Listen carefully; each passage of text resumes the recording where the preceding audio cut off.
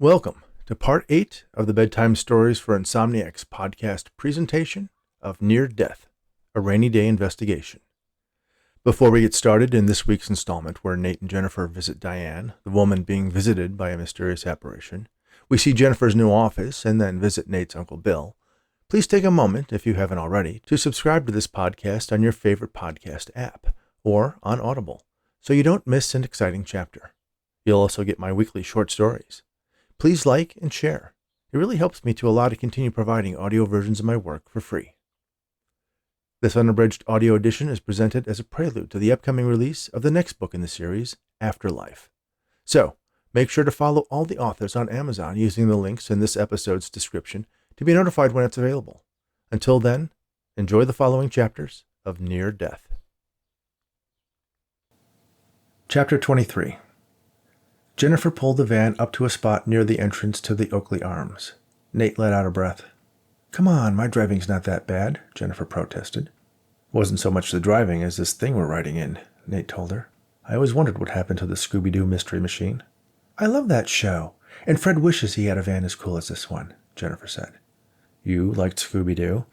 But they always found out that the ghost was really Old Man Jenkins trying to scare people away from the old mine because he found there was really gold in it. Nice summary of every episode ever. But there was something about Fred that just made me swoon." Jennifer looked at Nate, sizing him up. "Have you ever considered wearing an ascot?" "No. Please do not project your cartoon fantasies on me."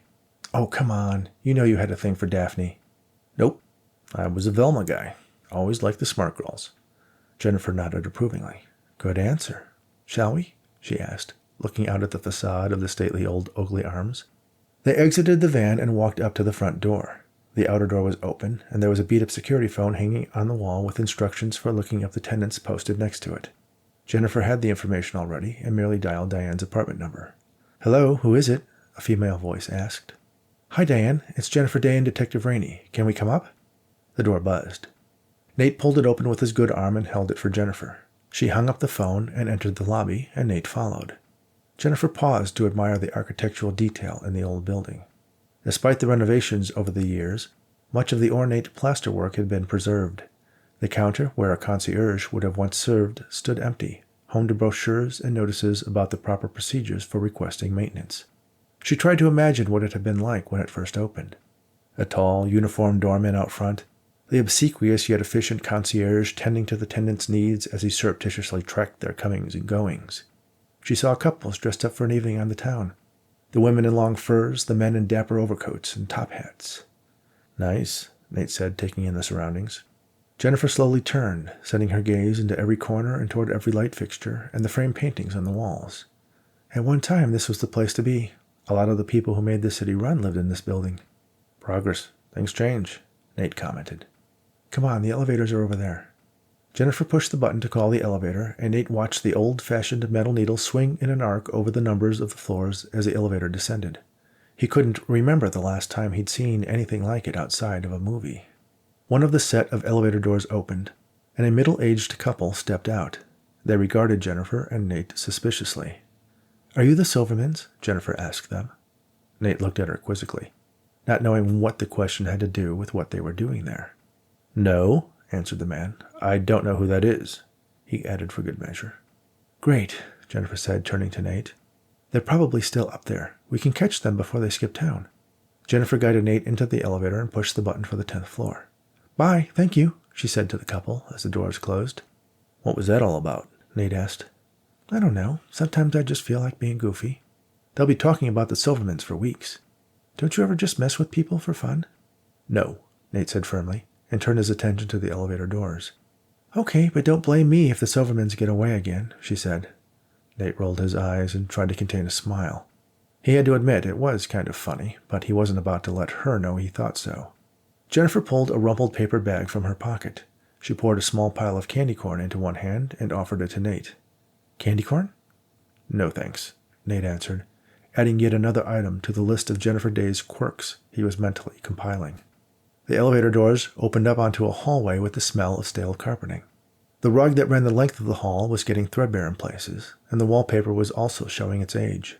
Jennifer checked the apartment numbers, then turned to the right and led Nate to the far end of the hallway. She knocked on the door for apartment 10H. Almost instantly, the one behind them opened up. "Oh, hello," said the old woman, who poked her head out. "Are you here to see Diane?" she asked. Nate and Jennifer exchanged a puzzled look.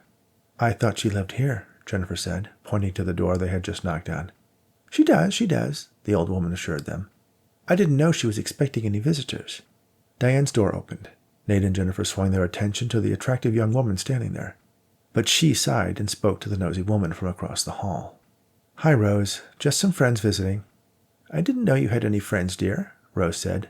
Then she explained to Nate and Jennifer. "She's always working, or so she says," she added teasingly. "Thanks, Rose. Have a nice day."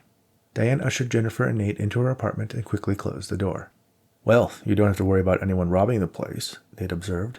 Diane laughed uncomfortably. "I guess not," she said. "Hi, I'm Dr. Jennifer Daye," Jennifer said. "And this is Detective Nate Raney." "Yes, you mentioned that on the intercom.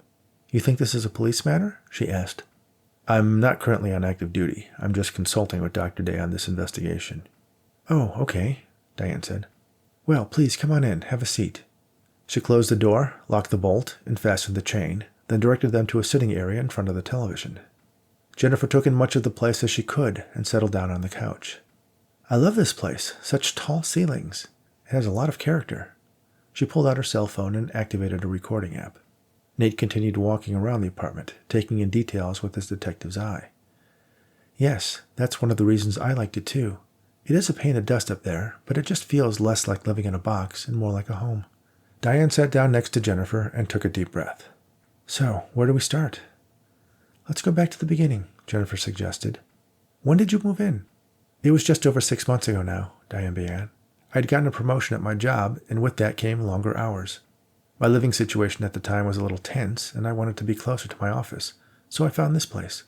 The rent was reasonable, and I fell in love with the big windows and the wooden floors. For the first few months, there were things that seemed odd, stuff not where I expected it to be, new noises, the things that are just different enough to notice until you don't anymore. There were a few electrical problems, but the superintendent was always very responsive with any issues I had." Nate listened as he continued walking around the apartment, looking out the windows, running his fingers over the ridges of the radiator, taking in the photographs that were displayed in various places. "Then I started noticing that there were some spots in the apartment that were always cold. I must have rearranged the furniture a dozen times.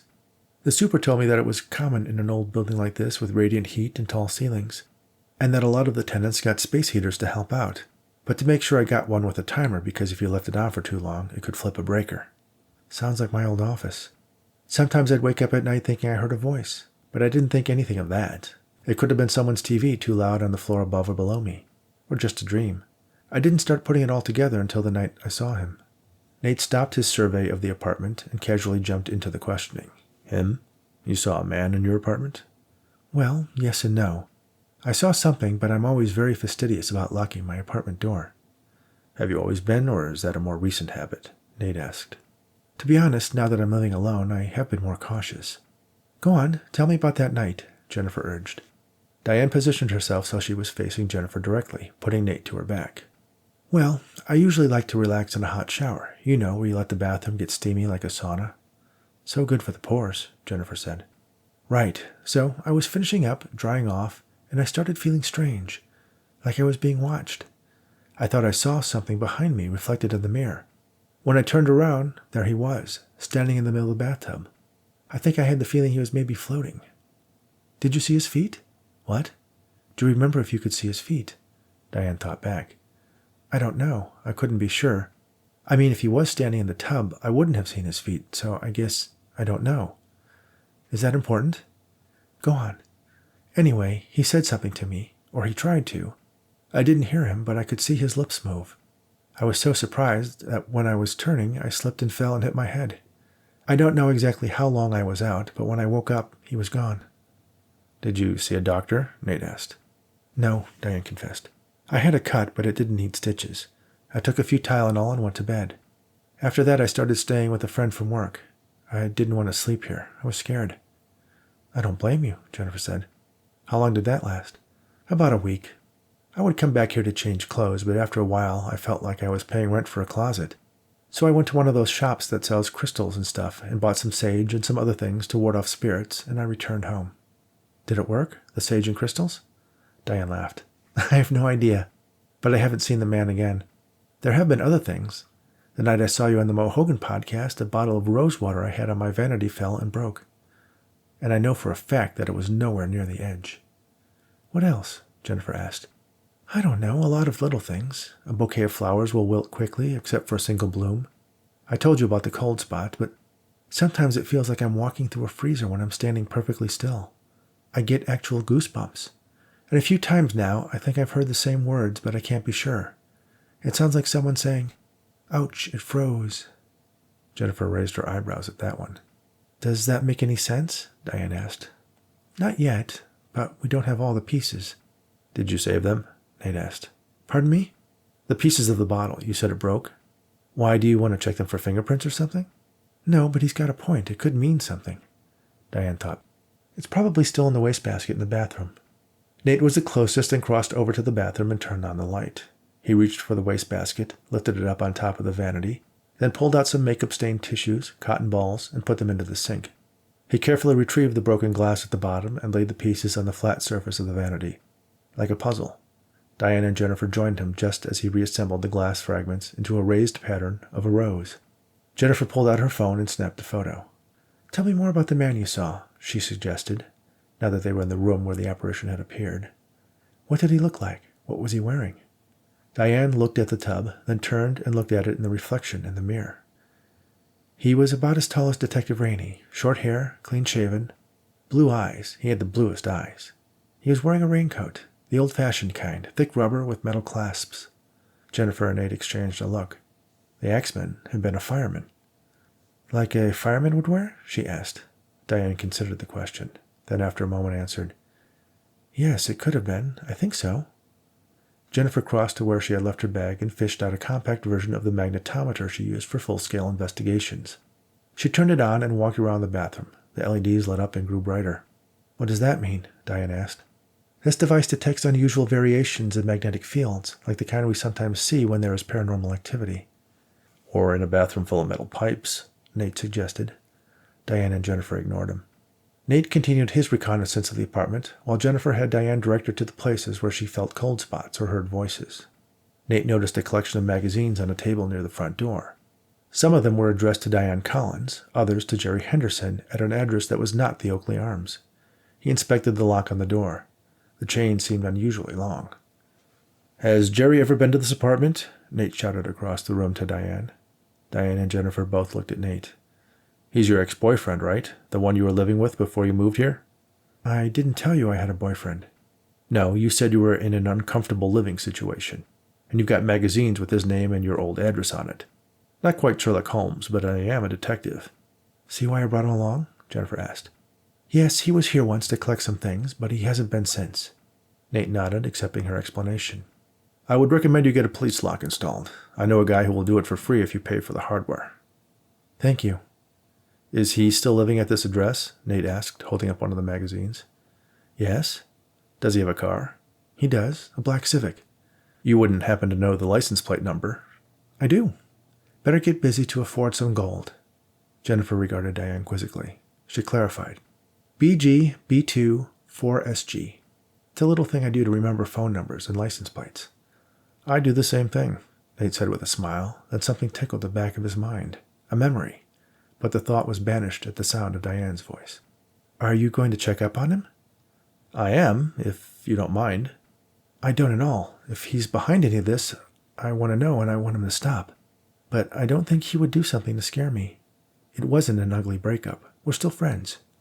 Well, I have some friends on the force who won't mind doing me a favor, Nate said. Jennifer put a reassuring hand on her shoulder. I'd like to do some full-scale surveillance, bring in some more sensitive equipment, and see if we can determine the nature of the phenomena you're experiencing. Nate turned away, returning his attention to the door. Jennifer noticed and continued. Detective Raney and I would like to spend 24 hours here. See what we can find out. Okay, if that's what it takes. Should I find someplace else to stay? No, you may be more a part of this than you know. It'll take a few days for me to get everything together. Plus I have classes, so how's next weekend? Saturday, around noon? That'll give us time to talk to your neighbors beforehand. Oh, is that necessary? I don't know if I want them knowing I asked you to look into this. We're discreet, assured Jennifer. My team is very experienced at getting people to talk about strange things they may have seen without betraying any confidences. Okay, Diane said, still concerned. Does this mean you don't think I'm crazy? Jennifer smiled warmly. Not at all. Listen, I would not be devoting the resources of my team to investigate this if I didn't think there was a good chance this is a legitimate paranormal incident. Nate let out a barely audible sigh. Diane and Jennifer turned their attention to him. He realized the room had fallen silent and turned around to face them. He addressed Jennifer. I thought I was here to offer my expertise. You don't think I'm being stalked by a ghost? Diane asked. I believe you may be being stalked, but not by a ghost. Nate opened the door and stepped outside her apartment. Close the door and secure the chain, he said to Diane. Diane stepped forward and did as Nate instructed. She closed the door on him, then slipped the chain into its slot. Nate opened it. The chain kept it from opening all the way. Then he closed it so it was open just enough for him to slip a pencil through the crack and push the end of the chain out of its groove. He opened the door again. You don't need to be able to walk through walls to get in here. Your deadbolt is a little out of line. If it hits the strike plate, you can think it's locked and chained, but... He stepped inside. Jennifer smiled to Diane. Between the two of us, I think we can help find out what's going on. Diane nodded. Okay, let's do this. What else do you need? My staff will be in touch to do some follow-up. Okay, can they call me at home instead of work? I don't want people at the firm to find out that... No problem, Jennifer assured her. I think we have what we need for now. If you experience anything, the slightest sound, temperature change, if anything is out of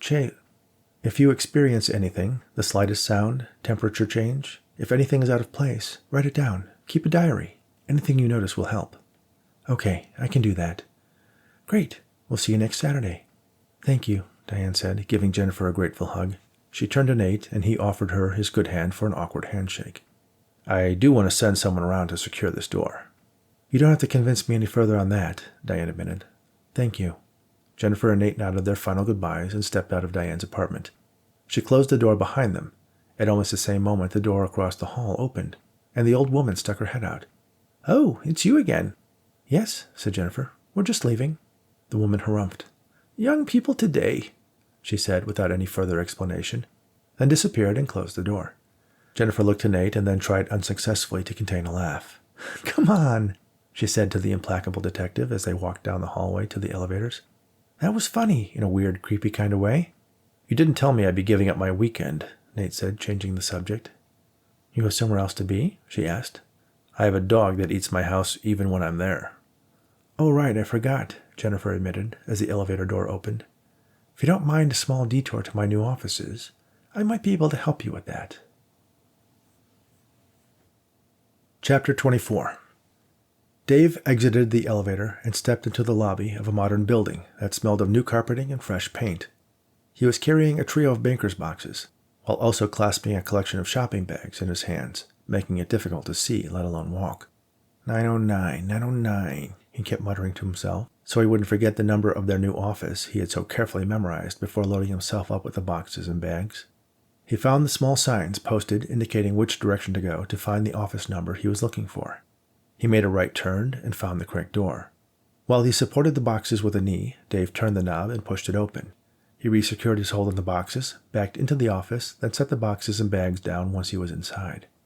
It was nice.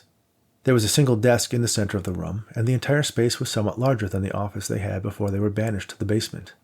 Not bad. A bit smaller than I expected, but at least it has a window, he said out loud. 2 doors on either side of the office opened, and Bitz and Emily poked their heads out. Finally found the place, huh? Emily asked. Don't plug in anything until I finish rewiring, Bitz warned. What, we have our own offices? Bitz and Emily exchanged a look. Well, we have our own offices, she answered with an emphasis on the we. You get this desk. Why, I see 4 doors, Dave said, referencing the other 2 doors that were still closed. That one is for Dr. Daye, Bitz said. And what about this one? Dave asked, as he crossed to the 4th door and pulled it open. It was a small office that had been hastily converted into a storage space. Inside were file cabinets, boxes, equipment cases, and shelves filled with miscellaneous items. A closet? Why does this have to be a closet? Then he looked at Bitz and Emily. I've been with Dr. Daye longer than either of you 2. Why do you get offices and I'm stuck at the receptionist's desk? I need a secure environment, Bitz answered, then closed the door. Dave and Emily heard the sound of locks whirring into place and the beep of what was likely an alarm system activating. He's going to be living in there, Dave said. Emily nodded. You know I should have that office, Dave said to Emily. I deserve that office. Yeah, well, Emily countered. The thing is, I got here first, so I'm afraid there's nothing I can do, really. That's not a reason. We'll sort this out when Dr. Daye gets here, Dave challenged, crossing his arms with a look of defiance on his face. Sort out what when I get here? Jennifer asked. Dave turned around and saw Jennifer and Nate standing in the open doorway.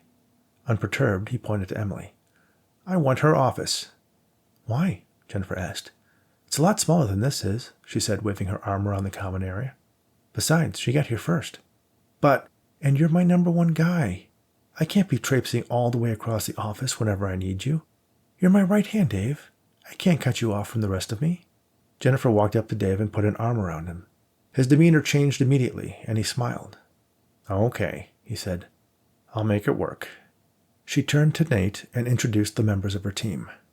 Detective Nate Raney, I'd like you to meet my most valuable team member, Dave.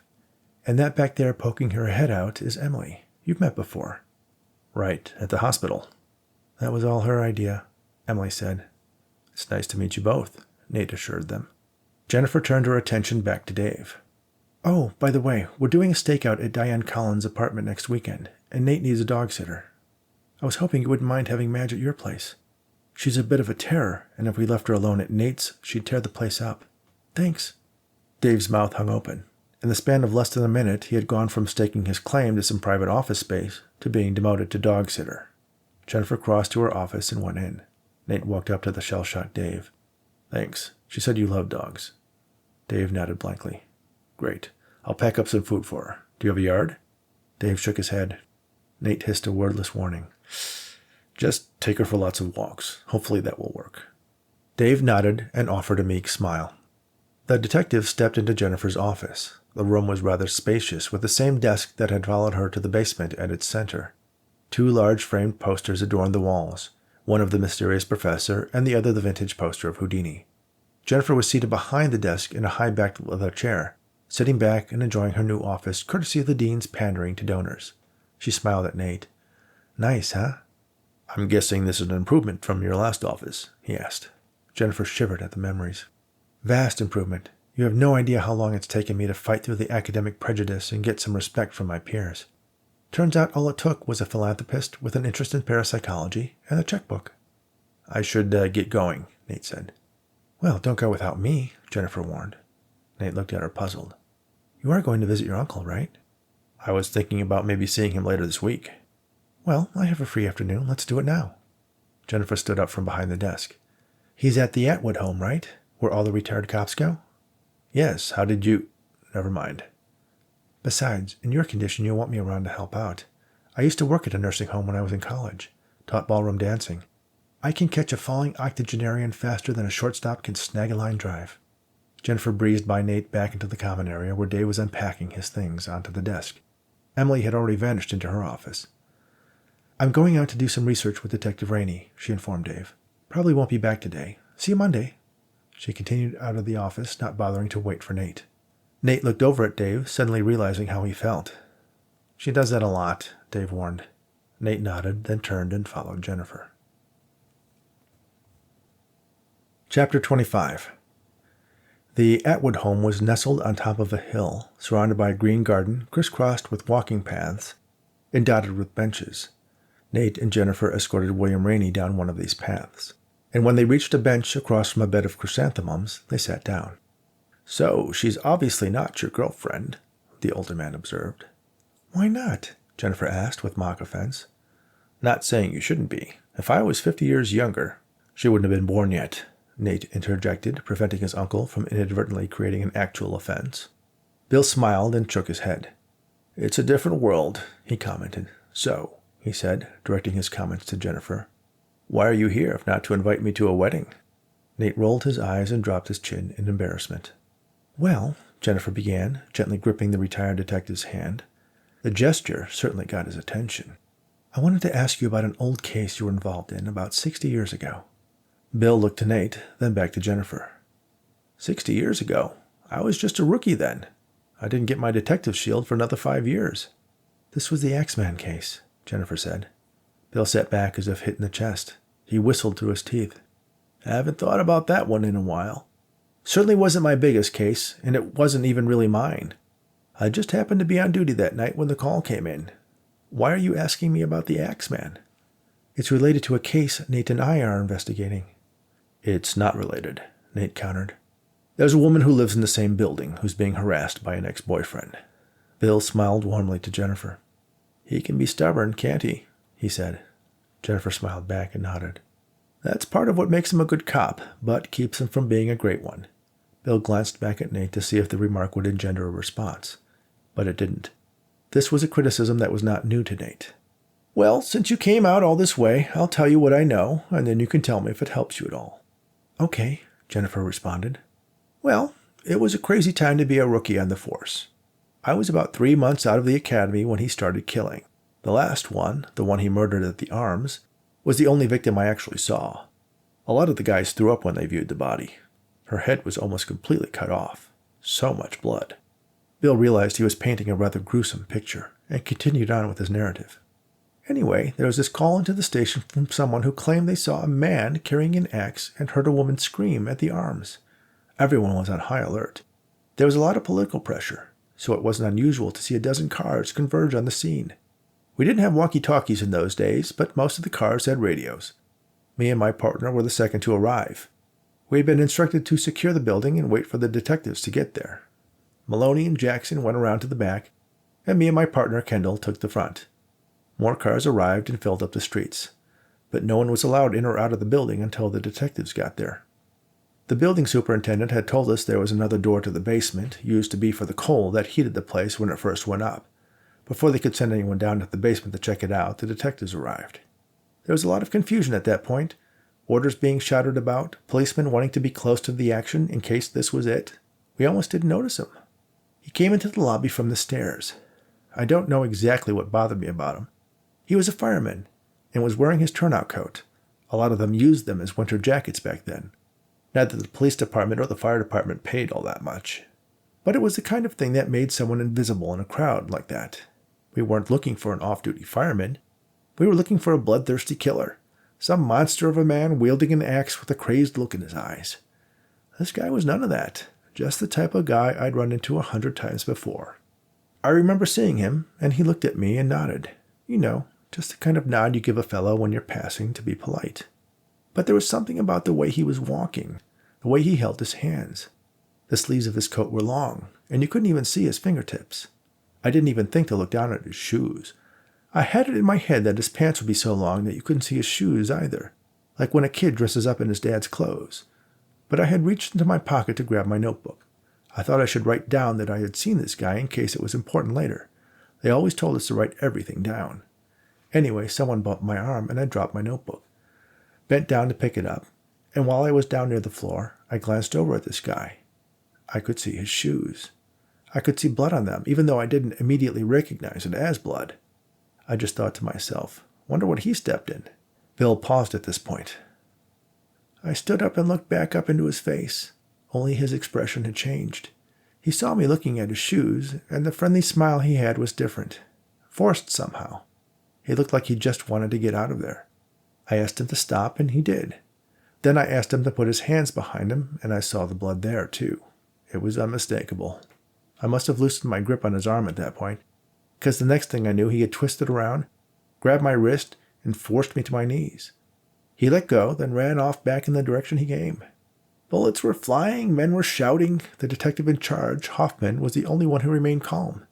He asked me what had happened, and I told him about the blood. He gave some orders, then had me join him as he went up the stairs. The guy was fast, and by the time we got there, the stairwell was empty. We checked each floor on the way up to make sure there was an officer on guard and kept going up and up. Before I knew it, we were on the roof. It was threatening to rain all day, but now it meant it. There was a stiff wind up there, and I made sure to steer clear of the edge of the building. As we were looking around, it was during a flash of lightning that I saw him standing on the parapet. I let Detective Hoffman know what I saw, but when we got there, he was gone. He had fallen to the roof below. It was some time later that we found his last victim. We did a door-to-door search. Hoffman kind of took me under his wing that night. Whenever he worked a scene I was at, he invited me to offer my observations. And he was always encouraging me to take the detective's exam. Eventually I did. Did the X-Men know any of his victims? Jennifer asked. The last girl was the only one he had any connection to. According to his neighbors, they dated. He had pursued her for a while before she agreed to go out with him. Her friends said she thought he was wonderful, and they were even talking about getting married. But there were also rumors that she was seeing someone else, a married man in the building. Nate entered the conversation. That would give him a motive for the last victim, but what about the others? Bill shrugged. We never did figure that one out. Later on, when profiling became a thing, I remember some FBI guys came out and asked about the case. Most of them were sold on some theory about how his killing of the other woman was some kind of release so that he could maintain a normal relationship with his girlfriend. Something to do with how they all kind of looked alike. Most of them? Nate asked. Bill grinned. There was one guy who didn't think Luther Laramie had killed the other girls. In fact, he suggested he hadn't killed any of them. Then who did? Jennifer asked. Who knows? There were never any other suspects, Bill replied. Jennifer continued her questions. Did Luther live in the building? No, the girl did. He lived in a tenement with his mother in the Tenderloin. The mother was adamant that he hadn't killed anyone. He even tried to offer alibis for the other murders. But after Luther Laramie fell to his death, the killings stopped. Fell? You don't think he jumped? Jennifer asked. I guess he could have. In fact, that was the theory at the time, since there really wasn't any other reason to go up there. There were no fire escapes or ladders leading down? Nate asked. There were, but there were cops at the bottom of each one. Bill turned to Jennifer. Did I help you out at all? Yes, very much. Can I ask you one more question? You can ask me questions all day, Bill told her. What floor did the victim live on? The 10th floor, Bill answered without hesitation. Apartment 1008. Jennifer looked over at Nate. That's the same department Diane lives in. They must have switched from numbers to letters at some point. 10H was 1008. They might not have renumbered them in the same order. It could be any of the 20 other units on the floor. Remember the first rule of investigation, Bill admonished his great-nephew. There is no such thing as coincidence. You know, we have DNA now. We don't have to rely on old sayings. I lost count of the number of cases I solved because of some stray fact that someone else discarded as a coincidence. I know, Nate assured him. But those were real crimes, not ghost stories. There's a ghost? Bill asked Jennifer. Is that what this is about? Possibly, she offered with a sly grin. I'm a parapsychologist. Bill smiled. Nate's mother says she speaks with her dead husband. I talk to Lillian all the time, but she never talks back. Maybe you're just not listening the right way. All right, enough of the psychic mumbo-jumbo. I don't need two relatives chasing seances, interrupted Nate. Bill ignored his nephew and continued his conversation with Jennifer. Anyway, I don't think she can hear me. If she's hanging around anywhere, she's in my house. Well, Nate added, if she gives me a message, I'll let you know. Jennifer perked up, shifting her attention to Nate. You live in your uncle's house? Great uncle, Nate corrected. Did Lillian pass away in the house? Jennifer asked Bill. She did. She loved that place. I couldn't stay there anymore after she passed. I was glad Nate was able to take it off my hands. Though if I'd known at the time how high property values would go, I would have just rented it to him, he added jokingly. Jennifer gave Nate a suggestive glance. What? He asked. You've described some impossible things happening at your home. I don't have a ghost. You said there was no way the dog could have gotten out of that cage. Bill jumped back into the conversation. You locked a poor dog in a cage? Your aunt would never have allowed that. He turned to Jennifer. She loved dogs. We had one when we were first married, but after it died, she didn't have the heart to get another one. It was too painful for Lillian to lose a pet. Jennifer took the ammunition offered by Bill and aimed it back at Nate. Your aunt, who died in the house where you live, loved dogs so much she would never have allowed one to be locked up. Nate rose from the bench. You two can continue weaving your paranormal fantasies. I need to get home and feed that dog before she chews up any more furniture. Jennifer turned to Bill with a grateful smile. Thank you, Uncle Bill, she said, purposely adopting the familial reference. It was really nice meeting you. And you, my dear. Please come back any time. I will. I want to hear all about what Nate was like as a child. Oh, in that case, I have some good stories for you, but you'll have to make more than one visit. Deal, Jennifer said. She leaned over and kissed the older man on the cheek. Bill's eyes widened. You're going to give him a stroke if you keep that up, Nate warned. Jennifer rose and held her hand out to Bill. Can we walk you back to your room? Bill took her hand, but instead of pulling himself up, he kissed it gently. No, I want to sit out here for a while. It's such a nice day. It is, Jennifer agreed. Thank you again. I'll see you next week, Nate promised. Not if you don't bring her with you, Bill warned. We'll see. Nate started walking away. Jennifer squeezed Bill's hand one last time, then turned to catch up with Nate. Thank you for listening to Part 7 of Near Death, a rainy day investigation on the Bedtime Stories for Insomniacs podcast. Near Death was written by Rich Hosek, Arnold Rudnick, and Lloyd Auerbach. I hope you're enjoying the audio version of this novel. Please remember to share Near Death and my weekly stories with your friends or anyone who enjoys audiobooks. You can find out more about the Rainy Day Investigation book series at raneyanddaye.com. That's RANEY and DAYE.com. You can also follow me on Twitter at Rich Hosek. Give us a like on Facebook at Raney and Daye. And don't forget to check out my books on Amazon and follow me there to make sure you get notified of when Book 2, Afterlife, is released. Thanks again, and all the very best.